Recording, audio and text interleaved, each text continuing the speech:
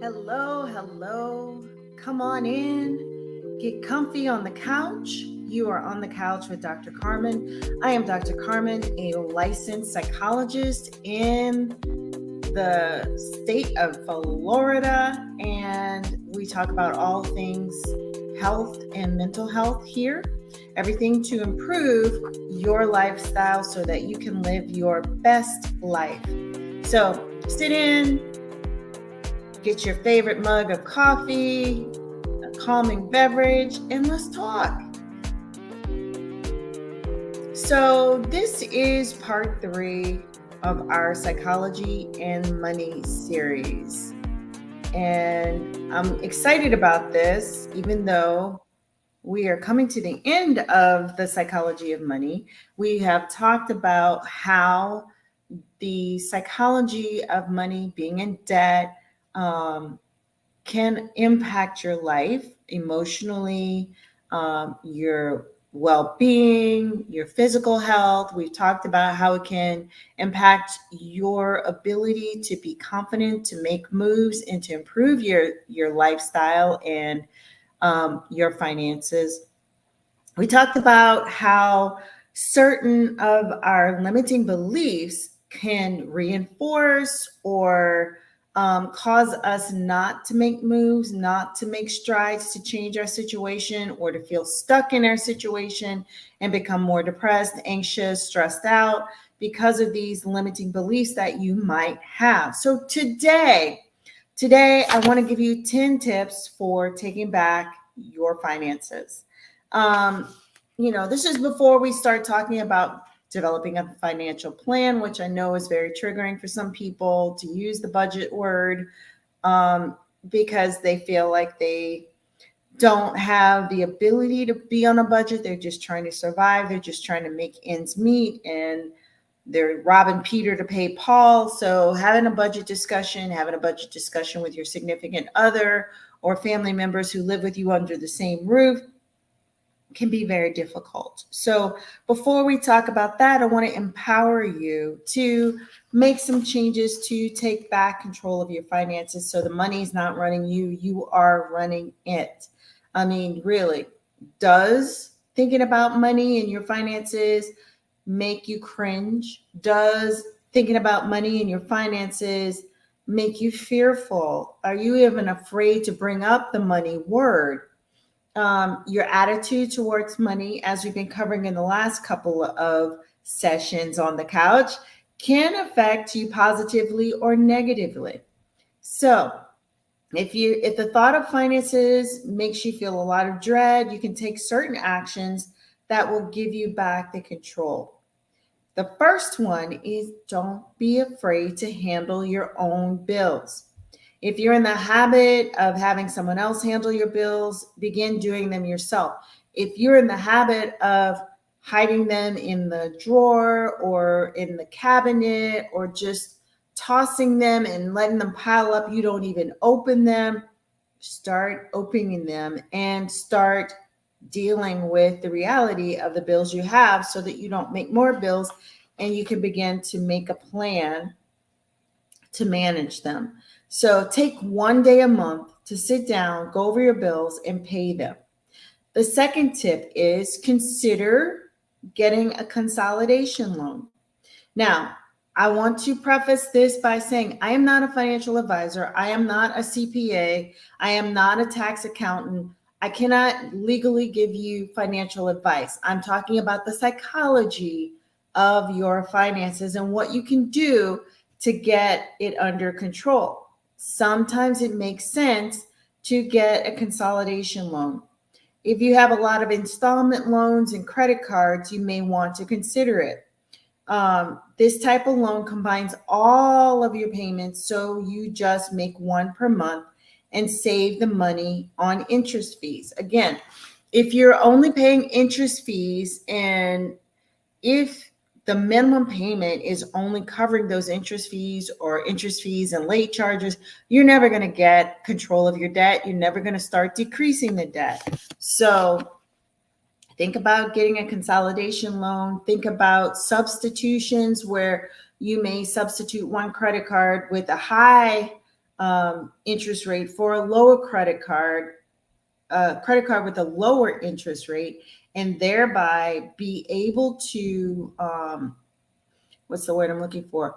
Pay more of the interest, pay more of the principal, which is you started out owing $1,000 for, I don't know, a refrigerator or air condition, and your interest is $20 a month per se. So if you're only paying the $20 per month interest fees, or 20% or 23% or 26%, you're never going to get that $1,000 down. And each month it's going to be 20% more compounded on top of that. So that's where the substitutions and the consolidations can help you get ahead for a little while. Number 3, ensure that saving money every month is a priority. A good rule of thumb to follow is to save 15% of your salary each month. Okay, I hear you out there saying, but I don't have 15% extra to give at the end of my month. I need it all to be able to make sure the bills are paid and I don't have late fees, and I keep a roof over my head and gas in the car. I understand. I hear you. But even saving $1, and as we were saying last time in our last session, even rounding up and saving those cents and dollars and things like that can build up over time. Is it going to build as fast as if you were able to save hundreds or thousands of dollars at a time? No, but you're saving. You are building something, and eventually you'll be able to take that savings, perhaps invest in something that's going to earn you more interest than a savings account, which they don't earn very much interest at this time. It's about starting a pattern, starting a behavior. Thank you guys for hopping on. Say hello. Ask me questions if you want to. I appreciate you. Give StreamYard permission to post your comments, and I'll be able to see what you got to say. Hey, Tori. Thank you for hopping on. So again, think about trying to save in some way, making a commitment, a promise to yourself to save something aside. I like to do kind of pretend that extra is not there.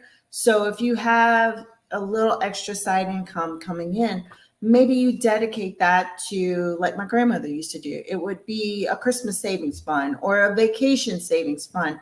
All of that extra goes in that fund. And at the end, by the summer, say 6 months, 12 months, she would have enough to help with travel plans or Christmas cards and Christmas money.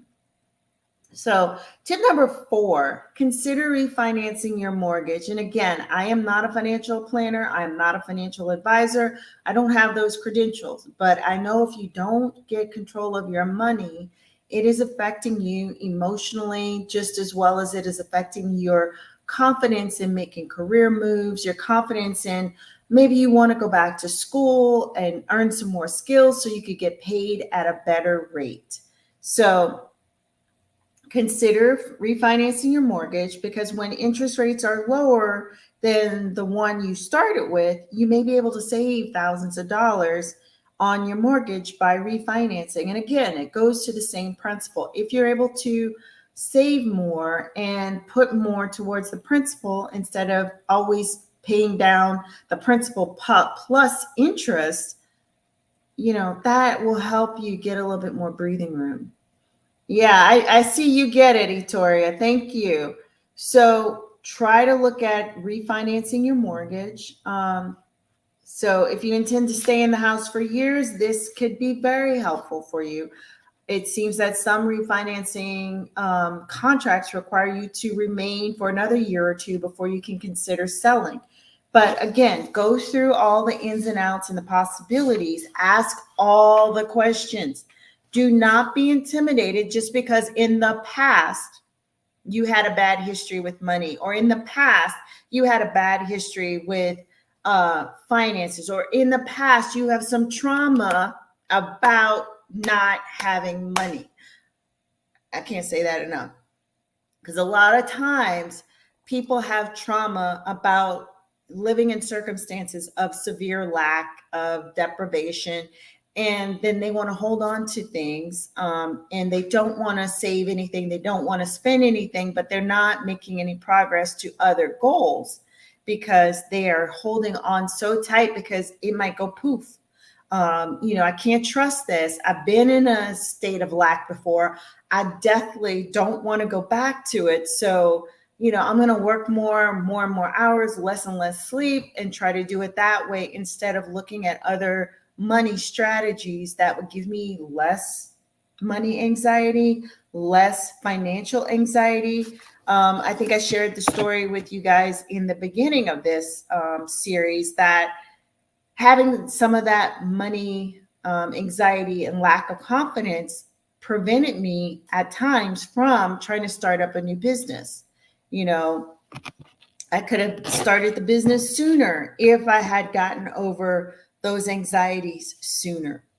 Number 5, plan for vacations ahead of time. Plan for trips by joining travel clubs that can offer you a lot of savings, like AARP. You do not have to be AARP age necessarily to join AARP and get the travel benefits. And there are many, many others, AAA and so on. But look at it that way to get you some savings. Make investments wisely. Investing in your future is good for you and your family. Seeking professional help from a financial advisor if you're unsure which investments might be right for you would also be of benefits. Sometimes that's provided by your bank. Sometimes there are independent financial advisors. Seek professional advice and help. And just like when you're finding a therapist, you need to interview, try them on, see what the best fit is. Somebody who's going to be willing to be patient and teach you, somebody who's going to explain all of the pros and cons and help you develop a strategy. So that's the importance of an investment advisor. Even if you're small potatoes investing, I know Robin Hill was popular at one time as an investment thing. Fidelity Investments. I do not have any agreements with any of these people, but these different investment sites are out there. Do your homework to find out how stable it is and how to secure your money, how you can, make calculated risks with your investments. Find out all the info, but everybody should be able to access a financial advisor. Consider getting special accounts for Christmas and other special events. Again, in my grandmother's time, those special accounts, we would go to the bank with her on the weekends or what have you, and she would put a deposit into the Christmas savings fund or the other fund. If you are, Dave Ramsey fan, you got your envelopes and your accordion file with, your car fund, your Christmas fund, your this fund, your that fund. So it's being managed and you put a little bit away in each of these little things that you're planning for. So for instance, if you're saving for a car or you know that your car is, well used, and we'll put it that way, and maybe you're going to be needing a new car soon, you would have already saved for your down payment. So consider making special accounts for special interests, either at a bank or, again, this accordion file thing, similar to what Dave Ramsey does. Car repairs may need a separate account too. So that's tip number 8. Inspections and other car repairs can cost a lot of money. Having a special account for these repairs can lessen the financial burden when you need money on your car. And again, I'm going to double down on joining some special clubs. AAA, if you remember, you can save on some car repairs if they are a AAA car repair place. So trying to save in those ways. If instead of all these people who keep calling you and emailing you about extended auto warranties, yada, yada, yada, instead of paying them that $100, $200 a month, and you're not sure if they're going to cover it and how they're going to cover it, pay yourself that $200 a month for auto repair. At the end of 12 months, you'll have $24,000 sorry, $200. Sorry, the math ain't mathin'. It'll be, give me a minute. It's late in the evening for me to be trying to math. 24. Oh, that's not what I was trying to say. 12 times 200 equals.